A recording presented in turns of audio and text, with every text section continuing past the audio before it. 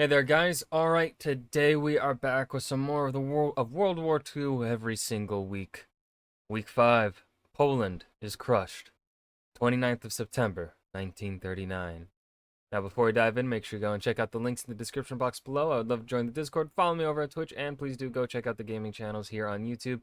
There's the edited channel, and then there is the stream VODs. And I just remembered as I'm saying this that I have to upload as of the day of recording this, I have to upload another video to the edited channel once I'm done recording that. I have not yet made the thumbnail. I completely forgot. I'm whip up something shitty in about 5 minutes. All right. Um, with all that said, nothing else to say here except rest in peace, Poland, for the next 50 years. Yeah. Oof. Let's get that's rough, buddy. Let's dive in. September 29th, 1939. It is the capital of Poland and thus obviously the biggest prize in the twin Soviet and German invasions. And this week, Warsaw falls. Dun, dun, dun. I'm Indy Nidell. You know what's amazing though about this? What's really cool is it really puts into perspective actually how long it makes. Whenever you hear about the beginning of World War II, Poland's fall is always talked about very fast, right? And reasonably so for the scope that is World War II inside most classes in which you are going to be discussing World War II. There's no real reason to talk about Poland for long or to talk about World War II in the way that this channel does, right? That's just unreasonable to do. But they lasted 5 weeks. For 3 of those weeks facing the probably most, at the time, most formidable military, right? Like, at least the military that had the most competent generalship at the start here in the German military. And they lasted, right? And they're facing new technology, new stratagems of war that the Germans were just testing out a couple years prior during the Spanish Civil War, right? So Poland is lasting here against strategies that have not been really done on a mass scale in war before. As a country that has only existed for about 20 years at this point in the 20th century, they've been around for 20 years. In those 20 years, they had to fight the Soviets already once. They won, but that's still not good for the economy, right? So the fact that Poland did all right, I would say. I don't know, getting it week by week here.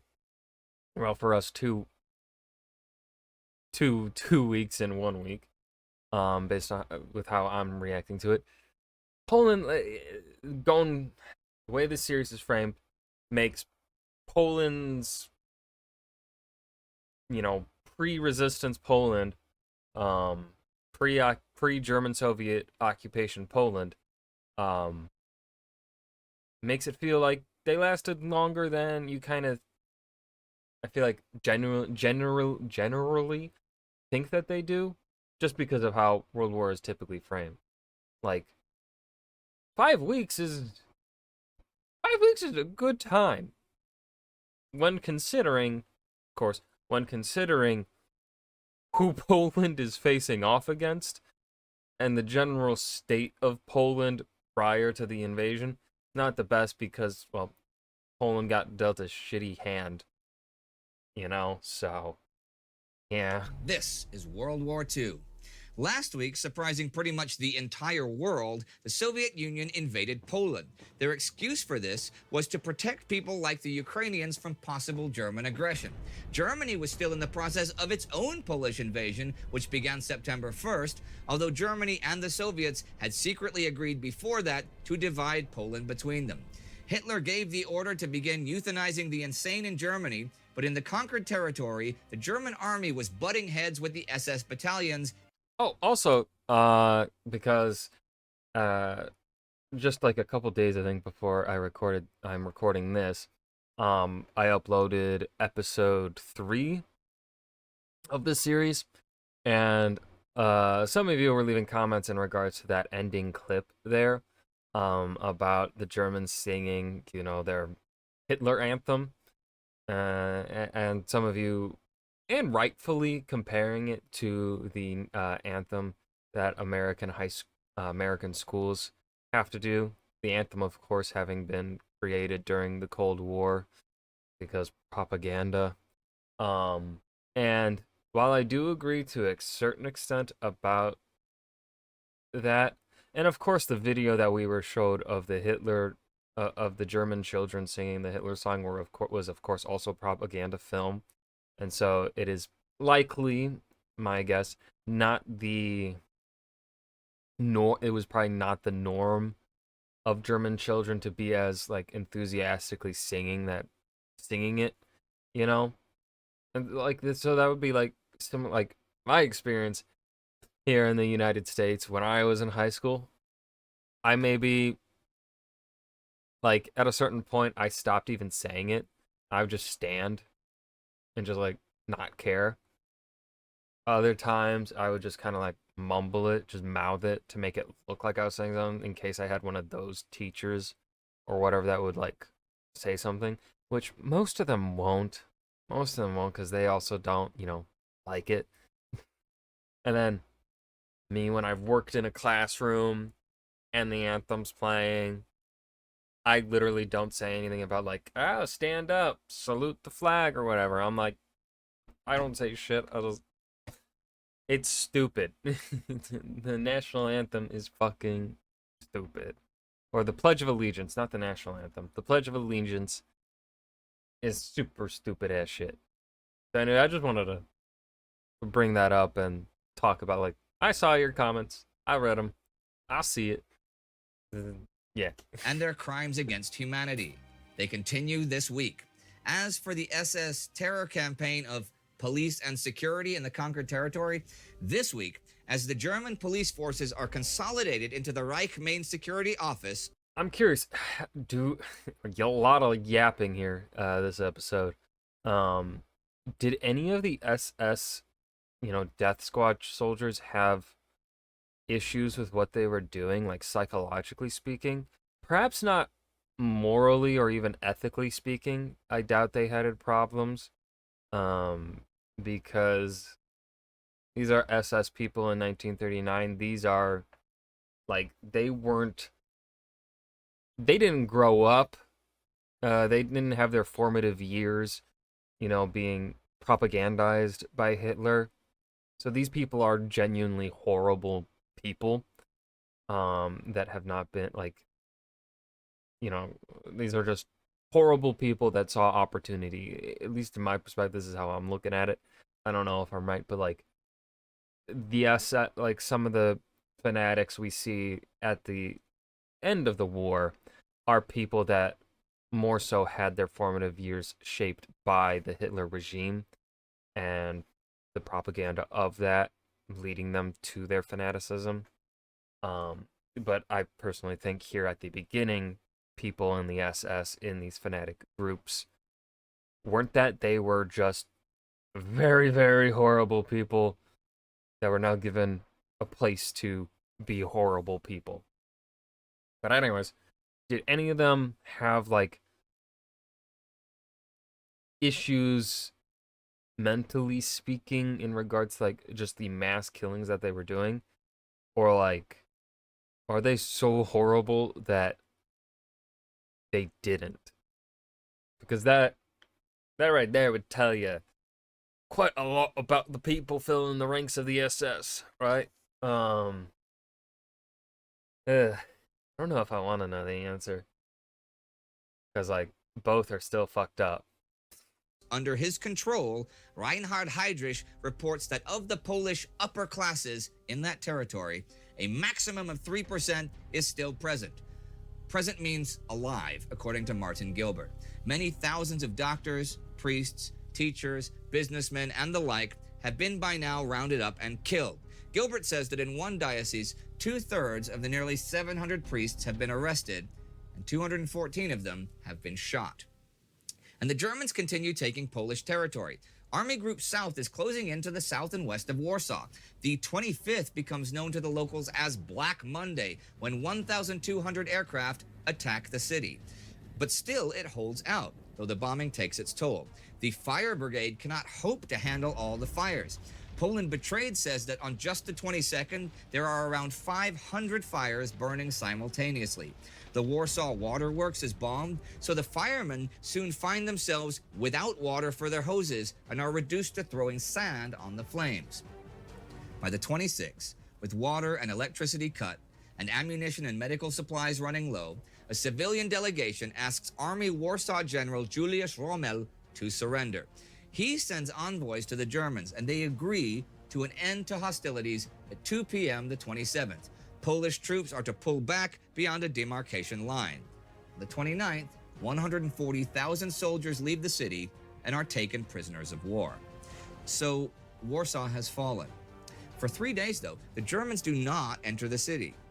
Who would want to enter a city with no light and no water, filled with the wounded and the dead? Elsewhere, resistance continues, even as refugees choke the roads, but it is disheartening. Antony Beevor quotes a Polish soldier in the Second World War. The enemy always came from the air. The spectacle of the war rapidly became monotonous. Day after day, we saw the same scenes. Civilians running to save themselves from air raids, convoys dispersing, trucks or carts on fire. The smell along the road was unchanging too. It was the smell of dead horses that no one had bothered to bury and that stank to high heaven. We moved only at night, and we learned to sleep while marching. Smoking was forbidden. How do you do? Okay, obviously you're not getting real sleeping, but would that even?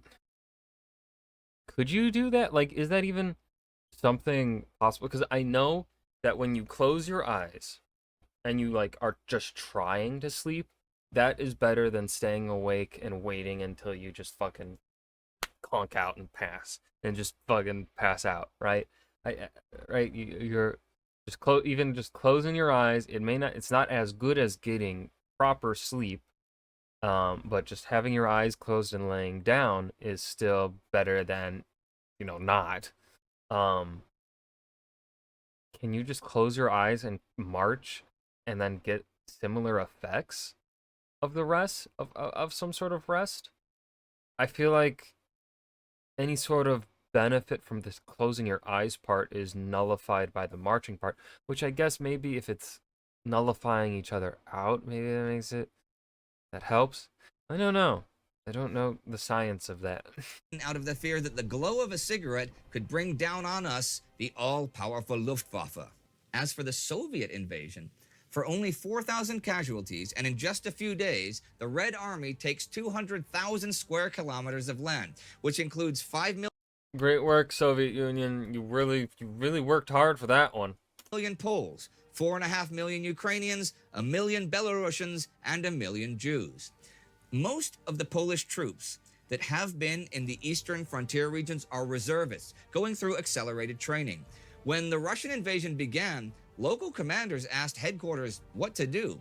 Marshal Edvard Ryd-Smigwy first told them to fight, but quickly realized how useless that would be, and then issued a directive for them to negotiate with the Soviets for safe passage to Romania or Hungary. They were only supposed to fight if the enemy fired on them or tried to take their weapons. Well, as it turned out, they have to fight. The Soviets saw them as a hostile force and moved to close the borders. Last week at Grodno, for example, there had been fierce fighting. But by the end of the week, the Polish garrison there decided to evacuate towards Lithuania. Of those left behind, a large number of POWs, notably students and volunteers, were shot by the NKVD. Soviet secret police. One of the cavalry regiments there, the 101st Reserve, do, however, manage to cross the border this week on the 23rd. Also, I mentioned last week that Lvov had surrendered. It was a formidable and well-defended town that had been under siege by the Germans. The Russians, though, had arrived the 19th, and Polish General Lagna, in charge, decided to surrender to them over so much opposition it included an Damn, his eyes are blue. Damn. Like looking into the sky. attempted mutiny. Under the terms, his officers were to be allowed to cross into Romania or Hungary. Instead, they are rounded up and sent to Starobielsk prison camp and will eventually be murdered at Katyn on Joseph Stalin's orders. Encounters between the German and Russian armies, like at Lvov, and the German retreat according to protocols that give some of their conquered territory to the Russians, go without serious incident. The future of Poland is still up in the air, though. German Foreign Minister Joachim von Ribbentrop is interested in Germany staking claim to the oil fields south of Lublin, which makes Stalin angry. But Stalin soon decides that he could concede Lublin if the USSR eventually gets Lithuania. Von Ribbentrop flies to Moscow to discuss this and the partitioning of Poland. He accepts Stalin's proposal that the new border be along the East Prussian border to the river Narev, then down to the Bug River to the Ruthenian border. This would leave Lvov on the Soviet side. Ethnic Germans in the Soviet regions will be transferred to the German-occupied regions. Stalin also hands over a bunch of German communists. On September 28th, Germany and the USSR sign a treaty of friendship partitioning Poland. The Soviets get a bit more land, but the Germans get more people and more industry. Now the Soviet Union will put pressure on the Baltics, and a Soviet-Estonian Mutual Assistance Pact is signed, so the USSR can use bases in Estonia. The idea behind the pact, and spoiler, pact soon offered to Latvia and Lithuania, is to ensure Soviet control of the Baltic, especially in the event of German aggression. As for the Germans, Adolf Hitler takes control of lands containing 15 million Poles, 2 million Jews, 1 million ethnic Germans, and 2 million people of other ethnicities. He also takes control of the fortress of Modlin, which surrenders the 28th. Actually, the Germans have had the garrisons at both Modlin and Hel Peninsula under siege. Hel was 20 miles long and just a mile wide, and Damn. was fairly easy for its 3,000 defenders to defend. Of course, that also made it a big target for planes, artillery, and naval vessels. In fact, on the 19th, when Hitler moved his headquarters to the Casino Hotel by the Gulf of Danzig, his staff would watch the daily naval bombardment of Hel over breakfast. This was That's so fucked up. So fucked up. provided by the battleships Schleswig-Holstein and Schlesien. Still, though, even as the week ends, little progress has been made by land. As for Modlin, it has 4 infantry divisions defending it, but is surrounded. The Germans mount a heavy attack the 24th from all sides. The attackers are beaten back, but the Poles suffer heavy casualties and are forced to surrender at the end of the week. And on the 27th, Hitler tells his service chiefs he will make an attack in Western Europe as soon as possible. This is all his idea. The army, for example, is very strongly opposed. They resent his assuming direct control over strategic planning and feel underprepared. But people in Western Europe are very worried about Germany. In Britain, there is by now a fear that German agents have infiltrated society and would soon begin a campaign of sabotage. Thing is, all but a few of such German agents there were had been arrested when the war began. This was a victory for the British, but a secret one, because the Germans did not know this. And this week, British intelligence scores another victory. On the 28th, Welshman Arthur Owens, whom German intelligence believe is one of its agents, goes to the Netherlands to meet his superiors. He is, in fact, codenamed Snow and works with British intelligence and convinces the Germans he has set up a fairly extensive spy network in Wales. He is given money and instructions and returns to Britain that night. This is the beginning of the XX, the double cross system. And that ends the week. Warsaw and Modlin fall. Ooh, are we gonna get spy intrigue through this series? Oh, that's so cool. fall to the Germans, and while units of the Polish army still managed to escape, the fate of soldier and civilian alike who do not escape looks ever grimmer. And the Germans and the Soviets sign a friendship treaty as they partition their new gains. So who got the best end of the deal between Germany and the USSR? Oh, for sure, the Soviets. The Soviets had to do very little work for a good chunk of land. Of course, though, there's probably not much industry in those lands, but there's also, well, actually, there's food. There's more. Food is probably what the Soviets need more at this point in time than they need industry. Of course, Stalin would disagree with his, 5-year plan that goes so well and doesn't absolutely kill millions and millions of his own people, right? It sure looks like Germany. I mean, in the First World War, the British naval blockade had eventually strangled and starved Germany, but now the Germans could get everything they needed to continue to make war. They can get all kinds of stuff from the Soviet Union, like grain and oil, but even beyond that, the Soviets were a conduit for other supplies, especially rubber for things like tires, which Germany was unable to buy abroad. Hitler's plans of large-scale warfare in Western Europe were suddenly a lot more feasible. To learn more about the Soviet claims to Eastern Europe, you can watch our Between Two Wars episode about wars in Russia. And that was week 5 of World War II. Poland is crushed, 29th of September, 1939. I've got nothing else to add here at the end of this video. I hope you guys enjoyed. Remember to hit that like button and subscribe for more. I will see you guys in the next video. Peace.